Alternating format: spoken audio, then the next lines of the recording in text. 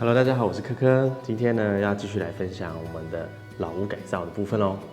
那今天要来分享2个重点，第一个就是我们最喜欢的其中之一，也是最重要的设备之一哦，就是厕所。那厕所呢，也是我跟老外呢讨论很久，最后决定出来的这个基调。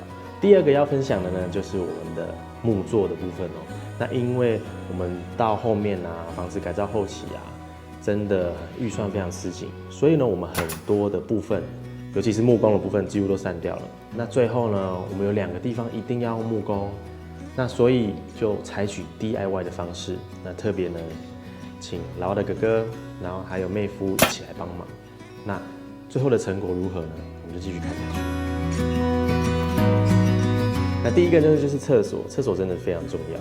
那我们外面的空间，其他的空间都是采用暖色系，然后是灯光是比较属于自然光或者是黄光的部分。厕所呢，因为是强调干净，而且我们的1楼呢又是卫浴一起，所以洗澡总不能用黄光了吧？所以呢，我们的厕所呢就是用明亮的白光，那整间的氛围呢也是用白色系为主的。那我们有2间厕所，一间呢是1楼，它有卫浴，也有厕所马桶的部分。那第2间厕所呢是在2楼，那它是只有1个马桶。那2楼的马桶呢，真的是伤透脑筋了。等一下我就一一的说下去。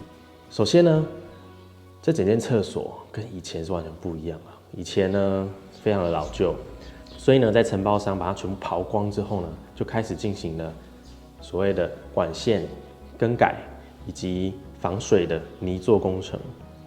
这种基础工程下去之后呢，就轮到我们了，因为要挑瓷砖。一开始他包商给我们的瓷砖，我们非常不满意，因为就是很一般的那种黄色大片的瓷砖，所以最后呢，我们就加价了差不多6000多块，我们就去改了我们喜欢的瓷砖。那第一个呢，就是我们一看到就非常喜欢的彩色水磨石的进口瓷砖。那它的颜色非常漂亮，而且呢，非常的有趣味性。那它整个也是以白色为基底，那点缀了非常多可爱的彩色的这个印刷的颜色。那它的印刷品质我觉得是非常的好，而且呢，它上面呢带有防滑的颗粒，所以我就决定了地板到一侧的墙壁都铺上这样子的一个水磨石。那瓷砖呢，也是老外在百忙之中呢特别去花莲挑的，应该是冠军瓷砖吧。总而言之，那边的瓷砖非常多，而且呢非常漂亮。那我们地板，我们厨房的地板也是在那边挑的，是用6角砖。那这时候我们在讲到厨房的时候，再跟大家分享。浴室其他的2侧的墙壁呢，我们就用白色的最一般的国产瓷砖。那整个看起来就非常的简约。全部装完之后，我们的觉得效果真的超棒的。马桶，1楼的马桶跟2楼的马桶，我们都是在萧氏买的。萧氏是花莲一个非常大的，专门在卖水电用品的一间店。那老爸第一次去的时候，被他弄得非常不开心，因为他去的时候发现店员的态度超差的，你要他找东西，好像就是要3催4请。那我就去，我就很明确的说我要这个，奇怪了，他就没有对我不礼貌还是什么的，就觉得他们是会看人，看比较好欺负的就随便这样子。所以我是觉得，如果大家去萧氏的时候，记得要明确哦，明确的知道是什么，否则店员不太会理你。好，那我选的2个马桶，1楼呢我是选用 Tango 这个非常漂亮，而且呢造型非常简约的龙卷式的冲水马桶。2楼呢，可是2楼原本的空间就是没有给洗手台的，所以呢在因缘际会之下，我看到了一款马桶，竟然上面是有附洗手器的。那它是凯撒的这个带洗手器的马桶，所以呢，我觉得整个非常省水。为什么？因为它洗完手，那个水就流下去那个马桶的水，按下马桶，它上面就会开始有水下来洗手，超棒的。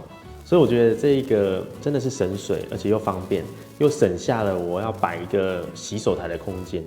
这样子一组大概是5000多，反正就是6000有找，我觉得很划算。那楼下的马桶也是差不多6000块。那所以呢，我就用2个不同品牌的马桶。那特别要讲这个浴盆哦。那浴盆呢，我们在萧氏挑不到喜欢的，然后我们去买 IKEA 的我根本还没装哦，它就光放在这边1个礼拜，它的那个板子就膨胀起来。所以我是觉得说非常品质真的非常的堪虑。所以呢，我们又再去网络上找，就找到了这一间位于内湖的 Cozy 浴室品牌。当下觉得，为什么我不要全部都在这里买就好了？因为它真的卖得很便宜。这个圆形的浴盆真的是我跟老娃一眼就爱上了。它整体的造型是圆的，那台上盆也是圆的。那它的浴柜本身呢是使用发泡材质，也就是塑胶啦，所以根本不用担心这个它会膨胀啊、膨供啊这种问题。不过有趣的是呢，盆上台它我们并没有用胶把它粘合在一起，所以我们还是可以把它抬起来去擦不到的地方。所以平常的保养非常重要。不过因为整个浴室都太漂亮了，我们也太喜欢了，所以反而在打扫、在维持的过程变成一种享受。每一个来的朋友呢，都觉得哇，好像饭店哦，非常棒。那再来就是介绍木工的部分，因为我们的这个骑楼啊，其实骑楼的地就是属于我们自己的地，所以呢，其他的邻居呢会把骑楼隔起来。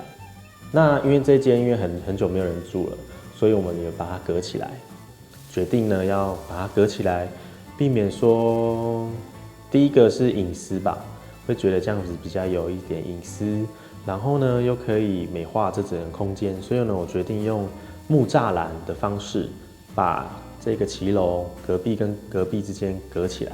那我们首先呢请教了我们妹夫的爸爸，他是专业的木工，不过他已经退休了，他可以提供的就是工具跟技术指导。那他就建议我们呢使用脚料，把四周都先给它缝合起来，那再把中间呢再插2-3支的脚料，让它能够固定住，让它把这个形状呢先框出来。这间木材行非常棒了，他很愿意的帮我们切，然后呢又帮我们送来。那材料呢非常便宜，说一支这样子的松木啊，这个木头呢不是什么南方松，是落羽松。那时候听到觉得哇，看起来好高级哦，就去决定要用这种落羽松。而且落羽松呢又是耐潮湿，它很适合放在户外，一片一片的给它钉上去，用这种钉枪把它钉上去。第一次用钉枪的时候很紧张哎，因为它感觉非常的强力。那因为好家在那个老二的哥哥跟妹夫他们都是高手，所以呢钉的部分就交给他们了，我就负责把这些木头磨好，整理干净给他们。他们一片一片的钉上去之后呢，当然一个早上就完成了这左右两边的隔户墙。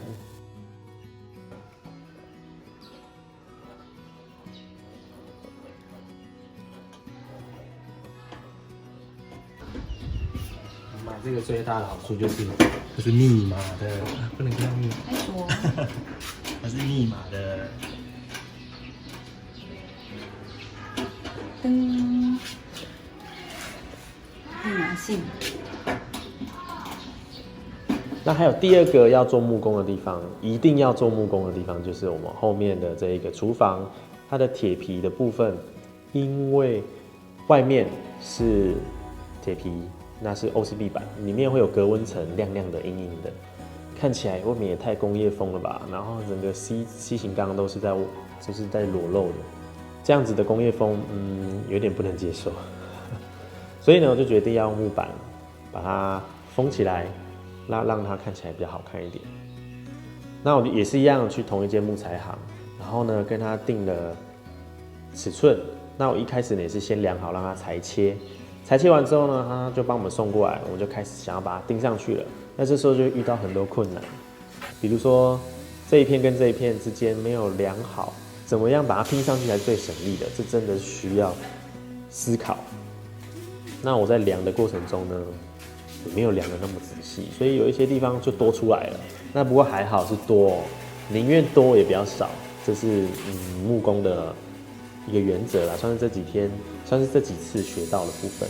妹夫非常给力了，把所有地方都量好，甚至有一个地方我本来想说不要封了啦，他还是觉得封起来比较漂亮，自己就把它切上去，然后把它缝上去。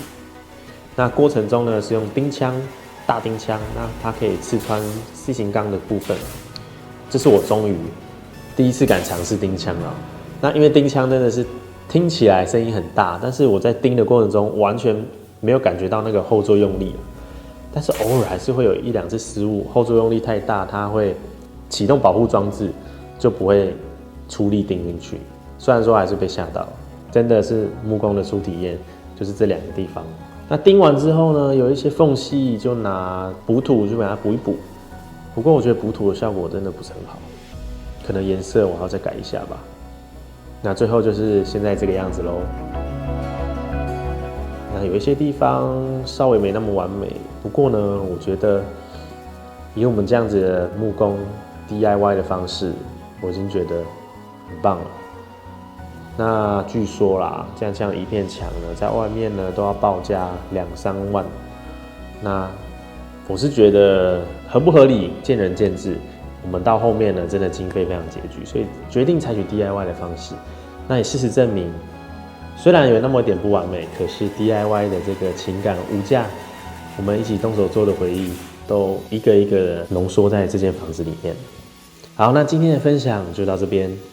那下一次呢，我们就会慢慢的把房子整个弄好，然后我们在这里面住了一阵子之后呢，我会来一个比较完整的 room tour， 然后把整间房子都给大家分享。那也可以跟大家讲我们家具呢是选用哪一些的。还有一个我一定要独立拍出来，就是厨房。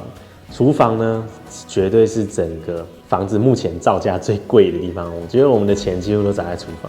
那老阿今天在上班，所以呢，下一次我们再一起出来聊聊吧。好，那影片就到这边。那我是迪亚斯科科，那我们下次影片见喽。谢谢你们收看老屋改造的部分，那记得按赞、订阅、分享，拜拜。